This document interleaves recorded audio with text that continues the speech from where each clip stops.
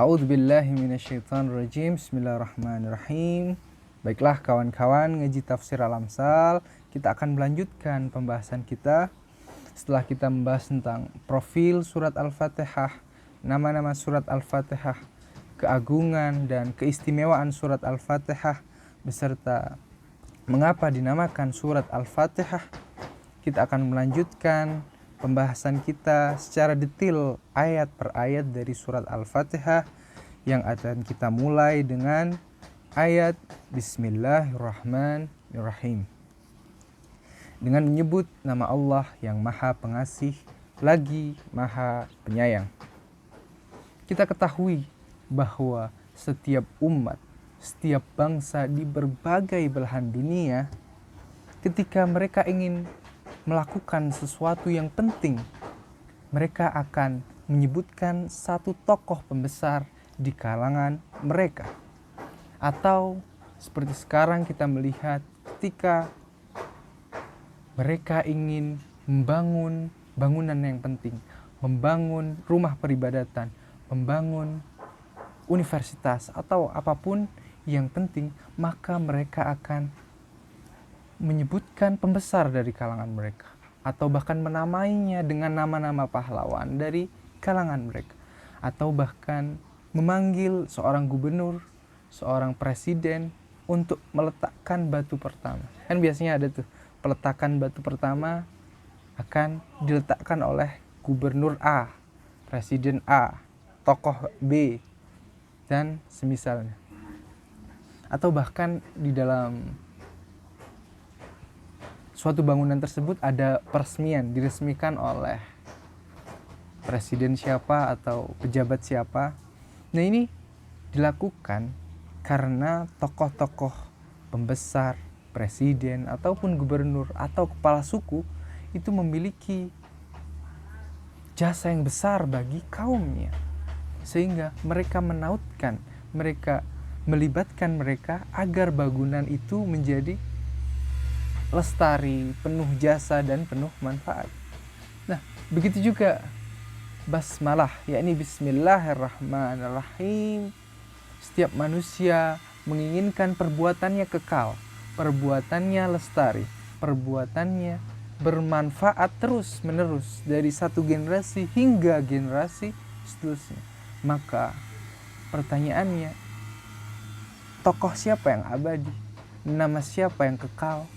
Jasa siapa yang selalu ada dan tidak pernah sirna? Tentu kita akan menjawab Allah subhanahu wa ta'ala, zat Allah, asma Allah. Karena semuanya akan kekal, semuanya sirna kecuali Allah subhanahu wa ta'ala.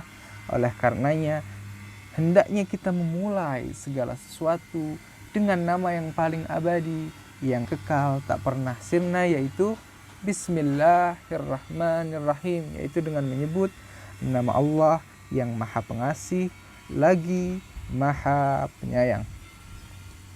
Oleh karenanya kita melihat bahwa nama para nabi, nama para rasul kekal, selalu dikenang, atau tokoh-tokoh besar selalu dikenang. Mengapa?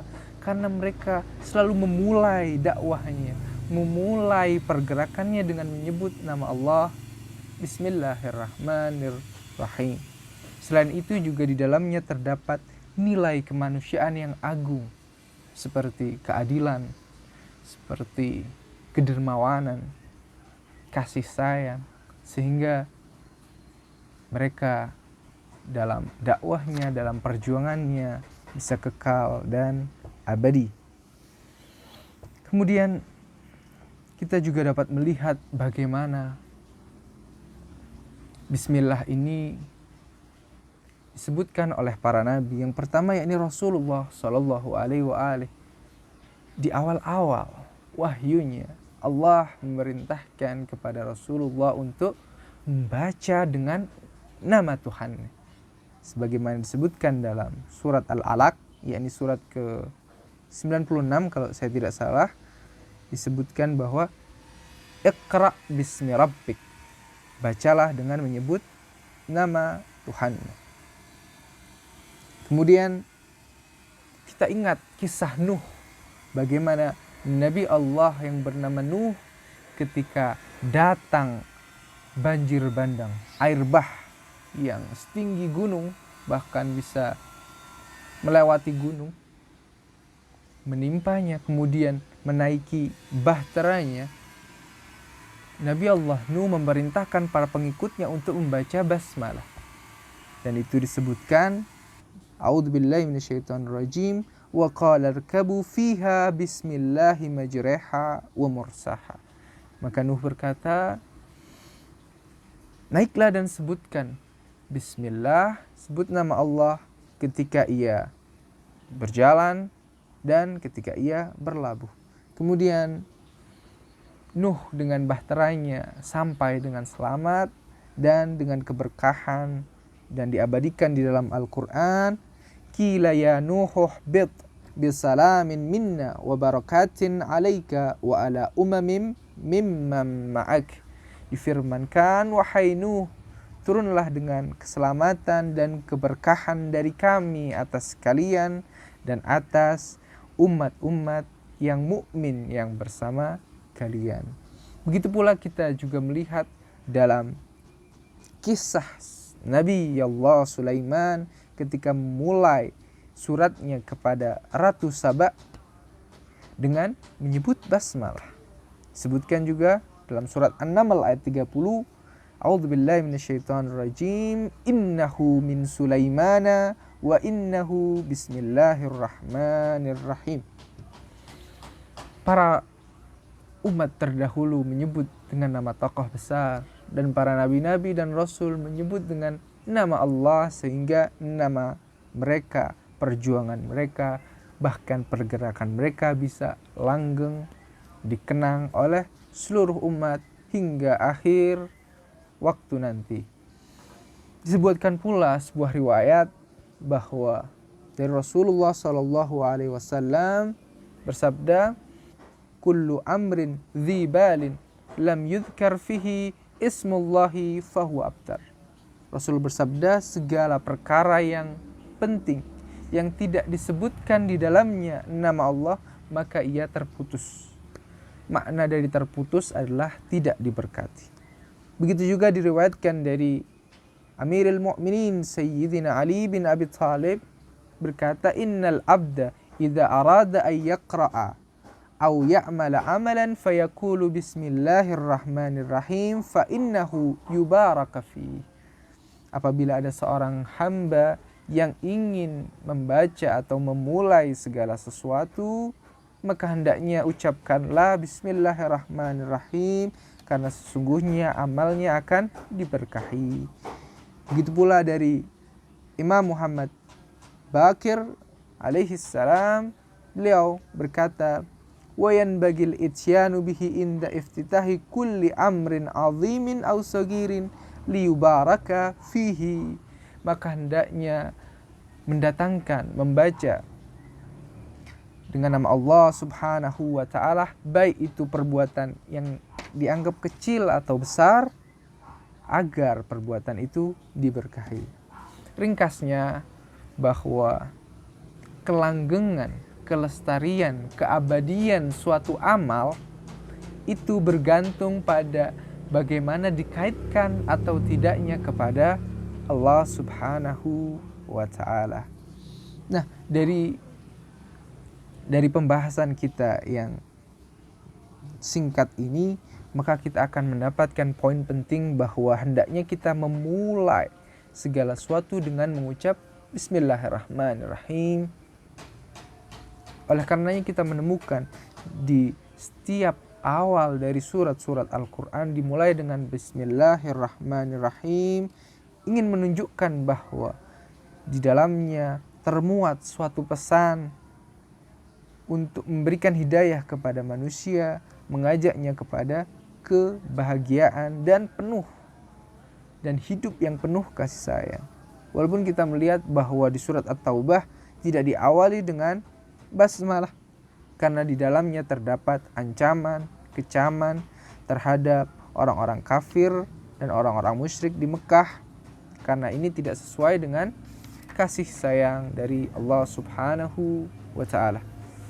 Kemudian catatan yang penting yang perlu kita renungkan bahwa pengucapan pelafalan basmalah bukan hanya sekedar mengucapkan bismillah saja, akan tapi kita harus menghubungkan dengan kehidupan kita, harus kita hayati maknanya dan kita renungkan, karena dengan perenungan itu akan membentuk cara pandang kita, cara pikir kita, pola pergerakan kita, dan menumbuhkan suatu kemauan yang kuat, tekad yang besar, kemudian kekuatan, ketabahan dalam menimpa musibah, harapan yang kuat. Dan ini merupakan simbol dari kesuksesan setiap pergerakan dan perbuatan kita, karena kita meminta bantuan dari Allah Subhanahu wa Ta'ala dan akan selalu diberkahi. Nah, terdapat suatu perbedaan dari para ulama yang memaknai Bismillahirrahmanirrahim. Yang pertama dengan menyebut nama Allah yang Maha Pengasih lagi Penyayang, dan yang kedua bermakna meminta pertolongan dengan Allah Subhanahu wa Ta'ala. Terdapat perbedaan pendapat, akan tapi intinya keduanya memiliki kaitan yang erat, menyebut dengan meminta pertolongan. Misalkan kita dengan menyebut nama Allah yang Maha Pengasih lagi Maha Penyayang, dengan kesadaran itu maka kita akan memulai tentu dengan kekuatannya, dengan kekuatan Allah yang kekuatannya itu melebihi kekuatan-kekuatan lain, yang dayanya itu bahkan hanya ada daya Allah. La haula wala quwata illa billah. Tidak ada daya dan upaya melainkan milik Allah Subhanahu wa Ta'ala. Nah, segala yang kita bahas tentang Bismillahirrahmanirrahim ini sebenarnya hanya sekelumit saja, sedikit saja, tidak mampu menguak seluruh kandungan dari basmalah, karena terdapat suatu riwayat yang disebutkan bahwa Sayyidina Ali bin Abi Thalib menafsirkan basmalah ini kepada Abdullah bin Abbas dari permulaan malam hingga terbitnya matahari, hingga subuh mulai terbit. Disebutkan bahwa tidak membahas apapun kecuali huruf ba dalam basmalah. Bisa kita bayangkan dari permulaan malam hingga subuh dengan durasi waktu yang lama itu hanya membahas huruf ba di dalam basmalah. Kita tahu basmalah memiliki 29 huruf. Benar ya? Dan itu cuma dibahas huruf ba saja, sehingga masih ada 28 huruf lagi dari Bismillahirrahmanirrahim. Entah itu bahasnya per huruf atau per kata, per kalimat, per kandungan, entah bagaimana. Walhasil ini menunjukkan keagungan dan kedalaman Bismillahirrahmanirrahim dan keluasan ilmu dari Ali bin Abi Thalib, sang pintu ilmu dari kota Rasulullah Sallallahu Alaihi Wasallam. Kita akhiri pembahasan basmalah ini dengan mengingat, menghayati, dan merenungkan bahwa pengucapan basmalah, kita memulai segala sesuatu, segala pergerakan kita dengan mengucapkan Bismillahirrahmanirrahim. Kita tautkan segala perbuatan itu supaya langgeng, supaya lestari, dan memiliki manfaat yang berkelanjutan, karena kita meminta bantuan dan pertolongan kepada zat, kepada isim asma Allah yang kekal dan abadi. Semoga ini bermanfaat dan menjadi berkah kita semua, renungan kita semua. Terima kasih atas perhatiannya. Wassallallahu ala sayyidina Muhammadin wa alihi tahirin. Walhamdulillahi rabbil alamin. Wassalamualaikum warahmatullahi wabarakatuh.